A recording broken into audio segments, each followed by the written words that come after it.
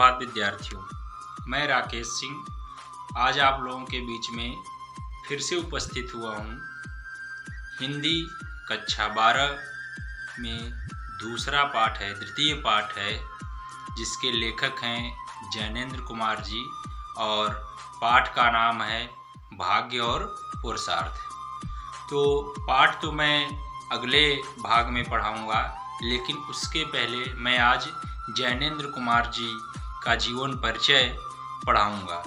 तो आप लोग पहले जीवन परिचय को अच्छे से तैयार कर लीजिए और अगले भाग में मैं जैनेंद्र कुमार जी द्वारा लिखित भाग्य और पुरुषार्थ को 2 भाग में डिवाइड करके आप लोगों के बीच में ले आऊँगा। विद्यार्थियों, जैसा कि आप लोगों को मालूम है कि इस लॉकडाउन में केवल ऑनलाइन शिक्षा ही चल रही है और यही एक सहारा है, इसलिए मैं भरपूर कोशिश कर रहा हूं कि आप लोगों को अच्छे से समझ में आए। तो वीडियो को एक बार देखिए, कम समझ में आए तो 2 बार देखिए और लाइक करिए, सब्सक्राइब करिए, शेयर करिए, जिससे दूसरों लोगों को भी इसका लाभ मिल सके। धन्यवाद।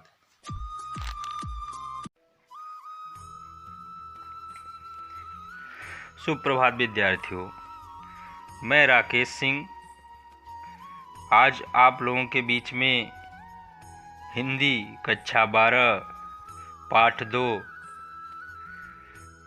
लेखक श्री जैनेंद्र कुमार जी का जीवन परिचय लेकर उपस्थित हुआ हूँ।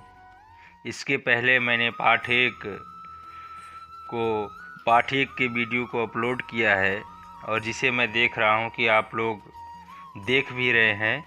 तो आप लोगों से मैं यही अनुरोध करूंगा कि आप लोग मेरे इस वीडियो को बार बार देखें और मेरे इस चैनल को सब्सक्राइब करें, लाइक करें और शेयर करें, ताकि दूसरे लोग भी, दूसरे विद्यार्थी भी इसका लाभ उठा सके।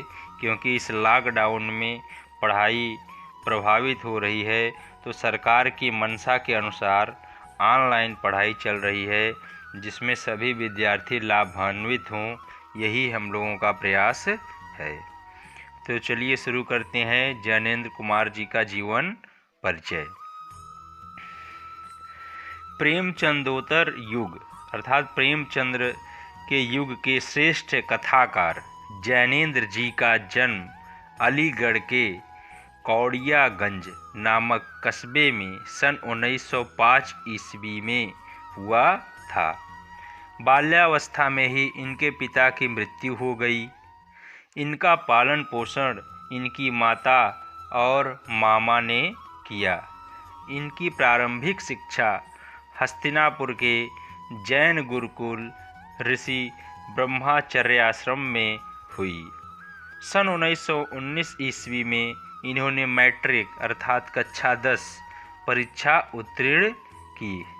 उच्च शिक्षा प्राप्त करने के लिए इन्होंने काशी हिंदू विश्वविद्यालय में प्रवेश लिया, किंतु सन 1921 के असहयोग आंदोलन में भाग लेने के कारण इनकी शिक्षा का क्रम टूट गया। गांधी जी द्वारा जो चलाया गया था असहयोग आंदोलन, उसमें इन्होंने भाग लिया, इसलिए इनके शिक्षा का स्तर यहीं पर रुक गया। सन 1921 ईस्वी से सन 1923 ईस्वी के बीच इन्होंने अपनी माता की सहायता से व्यापार किया और उसमें सफलता प्राप्त की। सन 1923 ईस्वी में ये नागपुर पहुंच गए और राजनीतिक पत्रों में संवाददाता के रूप में कार्य किया। उसी समय इन्हें गिरफ्तार करके जेल भेज दिया गया, जहां ये 3 माह तक रहे। इनमें स्वाध्याय मतलब स्वयं से अध्ययन करना, बिना किसी दूसरों की सहायता के स्वयं ही अध्ययन करना। स्वाध्याय की प्रवृत्ति छात्र जीवन से ही थी, अर्थात जब बचपन में ये थे तभी इन्हें स्वाध्याय की प्रवृत्ति थी। जेल में स्वाध्याय के साथ ही इन्होंने साहित्य सृजन का कार्य भी प्रारंभ किया, अर्थात जेल में रहकर ही ये स्वाध्याय करने लगे, अर्थात पढ़ाई स्टार्ट कर दी अपना। और साहित्य सृजन मतलब पुस्तकों का लेखन प्रारंभ कर दिया। इनकी पहली कहानी खेल सन 1928 ईस्वी में विशाल भारत में प्रकाशित हुई थी। इसके बाद ये निरंतर साहित्य सृजन में प्रवृत्त रहे। 24 दिसंबर सन 1988 ईस्वी को इनका देहावसान हो गया। जैनेंद्र जी ने कहानी, उपन्यास, निबंध, संस्मरण आदि अनेक गद्य विधाओं को समृद्ध किया, अर्थात ये अलग अलग प्रकार के गद्य विधाएं हैं जिनमें लिखा जाता है किताबें। इनकी प्रमुख कृतियां निम्नलिखित हैं।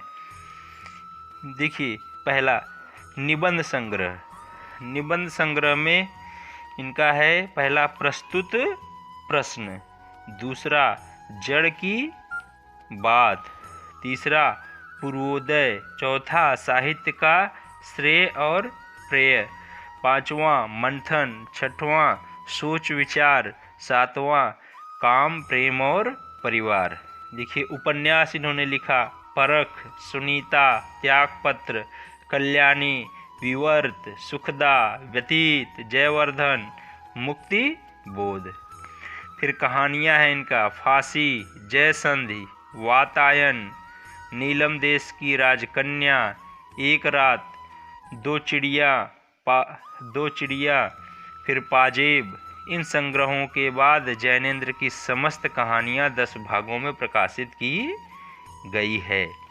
संस्मरण ए और वे, संस्मरण मतलब यादें। अनुवाद, इन्होंने दूसरे भाषाओं में लिखी हुई किताबों, नाटकों को अनुवाद किया। पहला था इनका मंदालिनी जो नाटक है, उसका अनुवाद किया है। फिर पाप और प्रकाश नाटक, प्रेम में भगवान कहानी संग्रह। उपर्युक्त रचनाओं के अतिरिक्त इन्होंने संपादन कार्य भी किया है। अब आगे देखिए, जैनेंद्र के निबंधों की भाषा मूलतः चिंतन की भाषा है, अर्थात ये जो भी लिखते थे वह चिंतन की भाषा में लिखते थे, सोच विचार कर।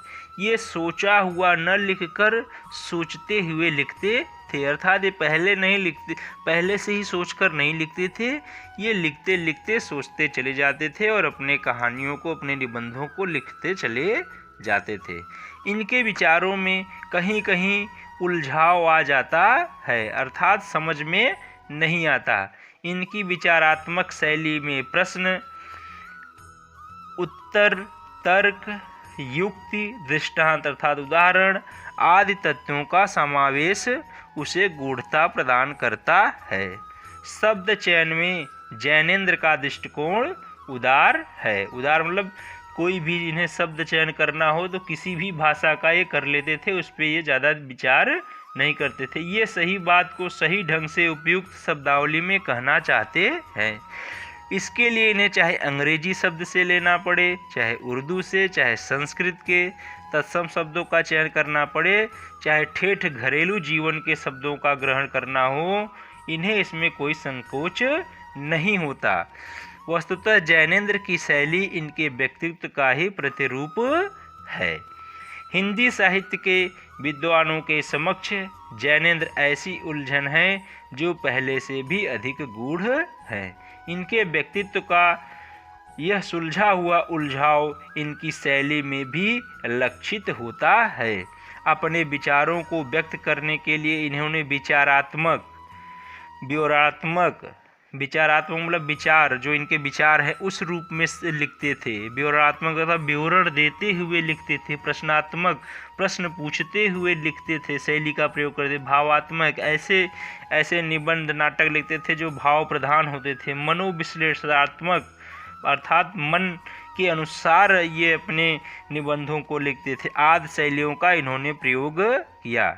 प्रस्तुत निबंध अर्थात जो इन्होंने पाठ लिखा है, प्रस्तुत निबंध भाग्य और पुरुषार्थ में जैनेंद्र ने भाग्य और पुरुषार्थ के संबंध में मौलिक दृष्टि से विचार किया है। अर्थात मौलिक का मतलब होता है मुख्य रूप से, उसमें कोई बनावटीपन नहीं हो, जो पृष्ठभूमि होती है उस रूप में इन्होंने विचार किया है। इनके अनुसार ये दोनों एक दूसरे के विरोधी न होकर सहवर्ती हैं। अर्थात भाग्य और पुरुषार्थ ये दोनों एक दूसरे के विरोधी नहीं हैं, बल्कि दोनों सहवर्ती हैं, एक दूसरे का साथ देने वाले हैं। जैसे मनुष्य कहता है कि मेरे भाग्य में ये नहीं था, ऐसा नहीं है, उसके पास पुरुषार्थ भी होना चाहिए, तभी भाग्य उसका साथ देगा। इसलिए लेखक ने कहा है कि भाग्य और पुरुषार्थ दोनों सहवर्ती हैं, दोनों एक दूसरे के सहायक हैं। भाग्य तो विधाता का ही दूसरा नाम है। विधाता की कृपा को पहचानना ही भाग्योदय है। अर्थात विधाता अर्थात प्रभु जो वो हमारे ऊपर कृपा करेगा उसको पहचानना है, और तभी हमारा भाग्य का उदय होगा।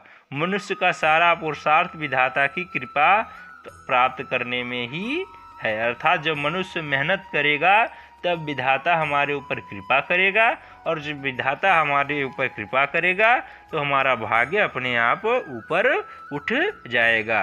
विधाता की कृपा प्राप्त होते ही मनुष्य के कर्तापन का अहंकार मिट जाता है। अर्थात उसके अंदर जो ये भावना रहता है कि मैंने ये सब कुछ किया है, वह उसके मन से मिट जाता है और उसका भाग्योदय हो जाता है।